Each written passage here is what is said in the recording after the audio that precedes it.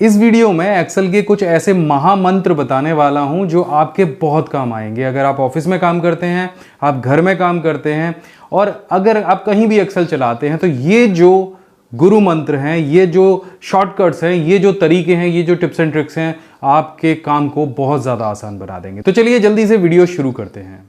तो एक्सेल की ये सबसे पहली ट्रिक आपके बहुत काम की हो सकती है। देखिए यहाँ पर आपको एक टेबल दिख रही है। अगर इस टेबल की मैं कहूँ कि आपको एक कॉपी बना दीजिए, तो आप क्या करेंगे, इसको सेलेक्ट करेंगे, Ctrl+C करेंगे, फिर उसके बाद Ctrl+V करेंगे। लेकिन आप केवल एक सिंगल क्लिक के साथ में इसकी कॉपी बना सकते हैं, डुप्लीकेट बना सकते हैं। इसके लिए सिंपल इसको इस तरह से सेलेक्ट कर लीजिए, कंट्रोल का बटन प्रेस कीजिए। जैसे आप कंट्रोल प्रेस करेंगे तो अपने कर्सर को आप देखेंगे कुछ इस तरह का बन जाएगा। बस आपको माउस की क्लिक पकड़नी है और जहां भी इसको उठा के रखना है आप इस तरह से उठा के रख सकते हैं और उसकी डुप्लीकेट कॉपी बन गई।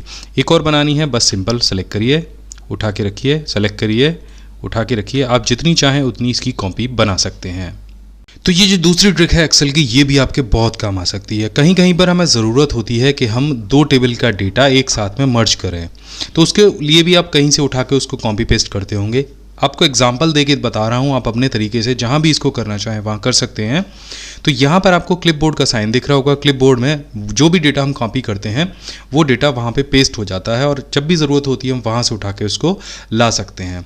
तो जब आप पहली बार किसी भी चीज़ को कॉपी पेस्ट करते हैं तो सिंगल कॉपी और सिंगल पेस्ट आप करते हैं, लेकिन पुराना डेटा भी वहाँ पर सेव रहता है। तो इसी का फ़ायदा हम उठाते हैं क्लिपबोर्ड की मदद से। हम क्लिपबोर्ड को पहले यहाँ पर क्लिक करके एक्टिवेट कर लेंगे। अगर आप यहाँ पर क्लिपबोर्ड नहीं लेना चाहते हैं तो सिंगल यहाँ से मूव पे क्लिक करिए और क्लिपबोर्ड आपके सामने यहाँ पे आ जाएगा। ठीक है, अब यहाँ पे आपको ढेर सारे ऑप्शन मिलेंगे, शो ऑफिस क्लिपबोर्ड ऑटोमेटिकली वगैरह, इन सबको लगा रहने दीजिए, कोई दिक्कत नहीं है। अब सिंपल आपको क्या करना है, आपको जो भी डेटा लेना है उस तरह से उसको कॉपी करिए। तो यहाँ से इस महीने का मैं जून तक का डेटा लेना चाहता हूँ और यहाँ पे ये वाले महीने का जुलाई का डेटा मुझे चाहिए। अब ये दोनों डेटा मर्ज होकर यहाँ पे पेस्ट हो जाएँ, तो सिंगल मुझे यहाँ से क्या करना है, पेस्ट ऑल करना है। देखिए दोनों डेटा यहाँ पे पेस्ट हो गए। अब मुझे सिंपल क्या करना है, मुझे जनवरी, मार्च, जून, सितंबर और अक्टूबर का डेटा चाहिए। तो मैं यहाँ से सिंगल इसको इस तरह से कॉपी करूँगा, फिर अप्रैल का डेटा लूँगा, फिर जुलाई का डेटा लूँगा, फिर अक्टूबर का डेटा लूँगा और यहाँ पे सिंपल मुझको क्या करना है, मुझको यहाँ से इसे पेस्ट ऑल करना है। देखिए ये सारी चीज़ें एक साथ में लग के यहाँ पे आ जाएंगी। अब अगर आपको और भी कोई डेटा यहाँ से लेना है तो सिंपल आप डबल क्लिक करके उसको पेस्ट कर सकते हैं कभी भी। सो ये क्लिपबोर्ड आपके बहुत यूज़फुल हो सकता है। एक्सेल की ये तीसरी ट्रिक भी आपके बहुत यूज़फुल हो सकती है। मान लीजिए मेरे पास ये एक डेटा है और आपको इसके लिए ग्राफ बनाना है या चार्ट बनाना है, तो सिंपल इस डेटा को आपको सेलेक्ट करना है, कीबोर्ड से कंट्रोल के साथ में F1 की को प्रेस करना है, एक चार्ट आपके सामने यहाँ पे आ जाएगा। अब आपको इसी डेटा के लिए एक दूसरा चार्ट बनाना है और वो किसी दूसरे तरह का होना चाहिए। तो सिंपल आप अपने कीबोर्ड से कंट्रोल को प्रेस करिए और इस तरह से उठा के इसको ड्रैग करिए, एक और चार्ट आपके सामने आ जाएगा। आप कलर फॉर्मेटिंग वगैरह यहाँ से बदल सकते हैं। अगर आप चार्ट भी बदलना चाहते हैं तो चेंज चार्ट टाइप पे चले जाइए और यहाँ से कोई भी एक चार्ट सेलेक्ट कर लीजिए। जैसे ये वाला मैं यहाँ से सेलेक्ट कर लेता हूँ और इसे ओके करता हूँ, तो आपका ये जो डेटा है इसके साथ में ये दो चार्ट आपके बन के तैयार हो जाएंगे। और आप अगर डेटा में कोई भी चेंजेस करते हैं तो इस तरह से आपके चार्ट में भी वो बदलाव होता रहेगा। तो चलिए बढ़ते हैं अपनी चौथी ट्रिक की तरफ। मान लीजिए यहाँ पे आपने ये तो दो चार्ट बनाए हैं, इसमें आपको और भी डेटा ऐड करना है। ये जो हमारा टेबल है, ये जो हमारा डेटा है, इसमें हमें एक कॉलम और ऐड करना है। तो मैं यहाँ पे एक कॉलम और ऐड कर लेता हूँ। तो सेल 2 में इसका नाम यहाँ पे रखूँगा। तो यहाँ पे मैंने अपने डेटा में और डेटा ऐड कर लिया है। अब मान लीजिए ये जो डेटा ऐड हुआ है ये मुझे इन दोनों चार्ट में भी अपडेट करना है। तो मैं कैसे करूँगा, तो सिंपल आप इस डेटा को सेलेक्ट करिए, जो भी आपको डेटा दूसरे चार्ट में ऐड करना है। अब चार्ट पे सेलेक्ट करिए और Ctrl+V कर दीजिए। तो क्या होगा कि यहाँ पे ये जो डेटा है ये भी आपके चार्ट में ऐड हो जाएगा, लेकिन अभी इस चार्ट में ये डेटा ऐड नहीं है। तो यहाँ पर क्या है कि यहाँ पर ये जो चार्ट आप देख रहे हैं वो सिंगल सेल के साथ में है और ये जो चार्ट आप देख रहे हैं वो आपके डबल सेल के साथ में है। दोस्तों ये जो वीडियो है ये तो सिर्फ एक ट्रेलर है। अगर आपको हमारे पूरे कंप्यूटर कोर्सेज करने हैं शुरू से लेकर आखिर तक, वो भी हिंदी सरल भाषा में, तो आप हमारी वेबसाइट प्रो कंप्यूटर कोर्स पर विजिट कीजिए। उसका लिंक मैंने डिस्क्रिप्शन में दिया है। वहां हमने Word, Excel, PowerPoint, Tally, MS Office, Photoshop, Corel Draw जैसे सारे कोर्सेज तैयार किए हैं और आपको जो बहुत अच्छे से समझ में आएंगे। शुरू से लेकर आखिर तक, बेसिक से लेकर एडवांस तक सारी चीजें दी गई हैं। तो एक बार जरूर विजिट कीजिएगा procomputercourse.com को। तो जैसे कि आप यहाँ पे देख रहे हैं, मैंने एक फाइल है book1 नाम से, जिसको कहीं किसी और ड्राइव में सेव किया है, लेकिन इसका जो शॉर्टकट है मैंने डेस्कटॉप पे बनाया हुआ है। मुझे नहीं पता है कि ये फाइल जो मेन फाइल है वो कहाँ पर है। तो इसका सिंपल एक तरीका है, आप उस फाइल को ओपन कर लीजिए, किसी भी सेल में जाइए, बराबर का निशान लगाइए और टाइप कीजिए सेल, उसके बाद ब्रैकेट ओपन कीजिए। अब यहाँ पे आपको जैसे ब्रैकेट आप ओपन करेंगे तो एक पूरी लिस्ट आपको यहाँ पे दिखाई देगी। यहाँ पे आपको दिखाई देगा फाइल नेम, इस पे डबल क्लिक कीजिए। जैसे आप डबल क्लिक करेंगे तो इस तरह के जो डबल कॉलन है उसमें फाइल नेम लिखा हुआ आ जाएगा। ब्रैकेट को बंद कीजिए और सिंपल एंटर कर दीजिए। अब देखिए फाइल पाथ आपको यहाँ पे दिख जाएगा। फाइल पाथ है ड्राइव ई में है, ये फाइल वर्ड एक्सेल फाइल के फोल्डर में है, और उसके बाद जो फाइल का नाम है वो यहाँ पे आपको दिख जाएगा। कौन सी शीट आप इस्तेमाल कर रहे हैं वो भी यहाँ पे आ जाएगी।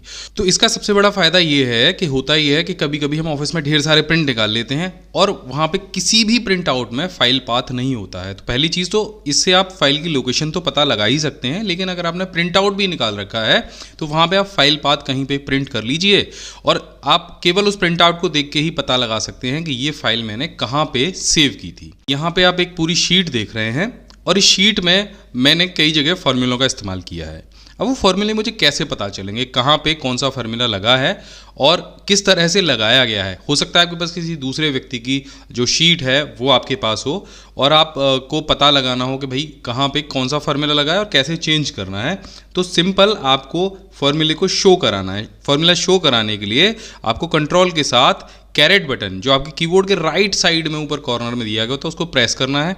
जैसे आप प्रेस करेंगे तो आपके जो सारे कॉलम हैं वो पूरी तरीके से फैल जाएंगे। आप देखेंगे यहाँ पे आपके जितने भी फार्मूले हैं वो आपको डिस्प्ले होने लग जाएंगे। देखिए लास्ट सेल में इसमें फार्मूला नहीं है, बाकी सभी में जो फार्मूला लगा है हमने सम किया है C2 के साथ में G2 को, यहाँ पे C3 के साथ में G3 को, बाकी सभी में फार्मूले लगे हैं। लेकिन जो लास्ट सेल है उसमें फार्मूला नहीं लगा है, इस वजह से वो डिस्प्ले नहीं हो रहा है। यहाँ पे आप देखेंगे ग्रेडिंग के लिए अलग फार्मूला लगाया गया है, रिजल्ट के लिए अलग फार्मूला लगाया गया है। तो इस तरह से आप सिर्फ कंट्रोल कैरेट को प्रेस करके फार्मूला शो कर सकते हैं। आपको दोबारा उसी कंडीशन में जाना तो एक बार फिर से प्रेस कर दीजिए, आपकी जो शीट है उसी तरीके से आपको दिखाई देने लग जाएगी। यहाँ पर आप देख रहे हैं कई सारे कॉलम हमने बनाए हैं और कभी कभी हमें बार बार इन कॉलमों को सम करने के लिए अलग अलग तरह से सेलेक्ट करना पड़ता है। वैसे आमतौर पे हमने इनको नाम दिया गया है, यहाँ पे इंग्लिश है, मैथ है, हिंदी है, आर्ट है, साइंस है, अलग अलग हमने नाम दिए हैं। लेकिन फिर भी जब हमको कहीं कहीं अलग अलग, मानिए कि हिंदी के साथ में मैथ के पॉइंट्स जोड़ने हैं, आर्ट के साथ में इंग्लिश के जोड़ने हैं, तो इनको अलग अलग हमें सेलेक्ट करना पड़ता है। अब ये सेलेक्ट न करना पड़े इसके लिए बहुत शॉर्ट चीज़ मैं आपको बताने वाला हूँ। यहाँ पे आपको सिंपल इसको सेलेक्ट कर लेना है। सेलेक्ट करने के बाद आपको राइट क्लिक करना है, नीचे आपको नेम और रेंज का ऑप्शन मिलेगा, इस पर क्लिक कर दीजिए। अच्छा, जैसे आप क्लिक करेंगे तो ऊपर आपको यहाँ पे नाम दिखाई दे जाएगा, स्कोप के लिए यहाँ पे वर्कबुक आ जाएगा और रेफरेंस के लिए यहाँ पूरा जो सिलेक्शन है वो आ जाएगा। नाम उसने कैसे ले लिया, क्योंकि आपने ऊपर हेडर में नाम डाला था पहले से। अब ये नाम अगर आप चाहें तो अपने हिसाब से इसको चेंज कर सकते हैं। जैसे मैं इंग्लिश को ENG कर देता हूँ, आप चाहें तो नहीं भी चेंज कर सकते हैं। उसका जो क्या करना है, उससे क्या फ़ायदा होगा ये मैं आपको आगे बताऊँगा। तो यहाँ पर मैंने इंग्लिश को ENG कर दिया और ओके कर दिया। अब इंग्लिश के साथ में मैं इस आर्ट वाले जो सेल है इसको भी एक नाम दे देता हूँ। इस रेंज को भी, आर्ट को मैंने आर्ट रहने दिया क्योंकि ये भी 3 वर्ड हो गए। इसके साथ में मैं मैथ वाले को भी एक नेम रेंज दे देता हूँ। यहाँ पे मैं इसको लिख देता हूँ MT सिंपल और इसे यहाँ से ओके कर देता हूँ। तो अब मान लीजिए इंग्लिश के साथ में हमें मैथ के जो अंक हैं वो जोड़ने हैं। सिंपल आपको क्या करना है, आपको बराबर का निशान लगाना है, सम टाइप करना है, ब्रैकेट को ओपन करना है। यहाँ पे आपको पहले टाइप करना है इंग्लिश, तो मैंने इंग्लिश टाइप किया। देखिए यहाँ पे ENG आ गया, डबल क्लिक कर दीजिए। यहाँ से शिफ्ट के साथ में सेमीकोलन ऑन कीजिए, जैसे कि हम कोई भी फार्मूला टाइप करते हैं सम का। अब उसके बाद आपको मैथ टाइप करना है, तो यहाँ पे मैथ टाइप किया। देखिए मैथ आपको दिखने लग जाएगा, डबल क्लिक कीजिए, ब्रैकेट को बंद कीजिए और एंटर कर दीजिए। देखिए ये दोनों कॉलम का जो सम है वो यहाँ पे आपको दिख गया। वैसे हमें करना होता तो क्या करना होता, यहाँ पे जाएंगे, फिर ऑटो सम को प्रेस करेंगे, फिर एंटर करेंगे, फिर यहाँ पे जाएंगे, फिर ऑटो सम को प्रेस करेंगे और फिर से एंटर करेंगे। फिर उसके बाद इन दोनों को जोड़ेंगे। तो जोड़ने के लिए भी आप प्लस का यूज़ कर सकते हैं इस तरह से, तब जाके ये आएगा। लेकिन अगर आप नेम रेंज पहले से दे रखे होंगे तो कितनी भी जगह आपको इसका इस्तेमाल करना हो आप बड़ी आसानी से कर पाएंगे। चलिए अब बढ़ते हैं अपने अगली ट्रिक की तरफ। ये पूरी टेबल आप देख रहे हैं। अब इसमें मैंने कई जगह फार्मूला इस्तेमाल किया है और कई जगह फार्मूला नहीं इस्तेमाल किया है। अब उन सेलों को हम कैसे छांटेंगे जहाँ पर हमने फार्मूले का इस्तेमाल किया है वो अलग से हाईलाइट हो जाएं और जहाँ पे नहीं किया वहाँ पे हम बाद में चेंजेस करेंगे। ऐसा बहुत बड़ी टेबल्स में होता है जहाँ पे हम फार्मूला तो लगा देते हैं लेकिन कुछ सेल्स बीच में छूट जाते हैं जहाँ पे लोग मैनुअली नंबर एंटर कर देते हैं और फिर पता नहीं चल पाता कि कहाँ फार्मूला लगा है और कहाँ नहीं लगा है। तो इसका सिंपल तरीका ये है कि आप इसको पूरे जो टेबल है उसको सेलेक्ट करेंगे, उसके बाद में F5 दबाएंगे, यहाँ पे आपको स्पेशल का ऑप्शन मिलेगा, स्पेशल पे चले जाइए और यहाँ पे गो टू स्पेशल पे जैसे आप जाएंगे तो नीचे आपको फार्मूलाज का ऑप्शन मिल जाएगा, इस पर क्लिक करेंगे। यहाँ पे हम जो लॉजिकल्स और एरर्स वाले जो ऑप्शन है उनको हटा देते हैं, नंबर और टेक्स्ट को रहने देते हैं। अब जैसे हम इसे ओके करेंगे तो आप देखिए केवल वो सेल सेलेक्ट हो जाएंगे इसमें से जिसमें सिर्फ फार्मूला लगा है और जिनमें फार्मूला नहीं लगा है वो हाईलाइट नहीं होंगे। अब आपको कलर पे जाना है और इसको एक कलर दे देना है सिंपल। आप यहाँ से जैसे फिल कलर या टेक्स्ट कलर को चेंज करेंगे तो देखिए वो जो सेल हैं वो खुद ब खुद हाईलाइट हो गए।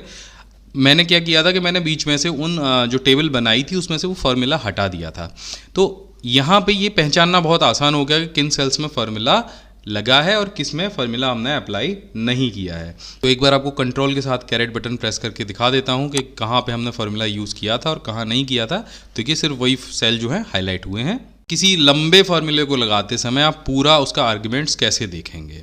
हमारे पास कोई बहुत लंबा फार्मूला, जैसे इफ़ हम हमेशा टाइप करते हैं काफ़ी लंबा फार्मूला होता है, वी लुकअप थोड़ा सा लंबा होता है, तो बीच में से आपको कोई करेक्शन करना हो तो कैसे करेंगे, आप फार्मूला लगाएंगे। जैसे हम यहाँ पे टाइप करते हैं वी लुकअप, अब वी लुकअप का जो आर्ग्यूमेंट है वो नीचे यहाँ पे शो होता है, यहाँ पे आपको कुछ भी दिखाई नहीं देता। अगर बीच में आपको कोई चेंज करना हो, कोई चीज़ डालनी हो तो आपको सिंपल करना है क्या है, आपको कंट्रोल शिफ्ट के साथ ए प्रेस करना है फार्मूला टाइप करने के बाद में। अब देखिए पूरा फार्मूला यहाँ पे आपके सामने आ गया। अब चाहे इसको आपको MS वर्ड में कॉपी पेस्ट करना हो, चाहे आप कहीं नोट बना रहे हैं वहाँ इस्तेमाल करना हो, चाहे इंटरनेट पर कहीं कॉपी पेस्ट करना हो, तो सीधे सीधे आप पूरा फार्मूला यहाँ से उठा सकते हैं।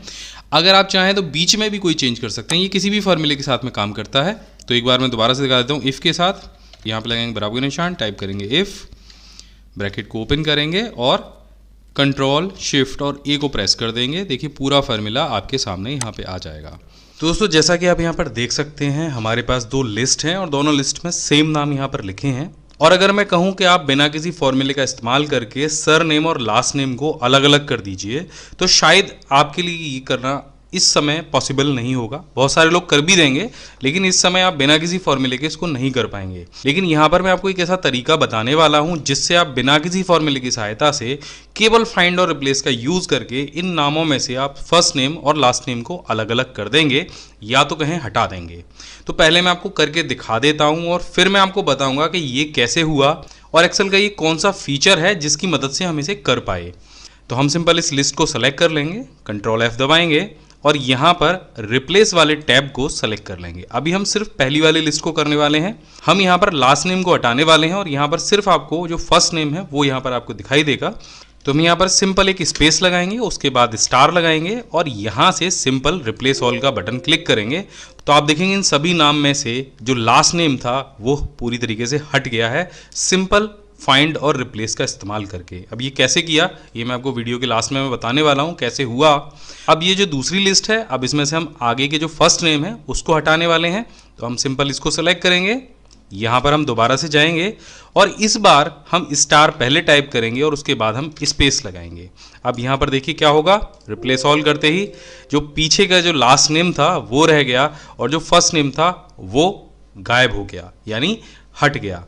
अब ये हुआ कैसे, सिंपल ये क्या स्टार से ये सारी चीज़ें कैसे हो रही हैं और ये स्टार में ऐसा क्या है कि स्टार लगाने से ही जो फाइंड और रिप्लेस है वो फर्स्ट नेम या लास्ट नेम को हटा देता है, क्या चक्कर है स्पेस का।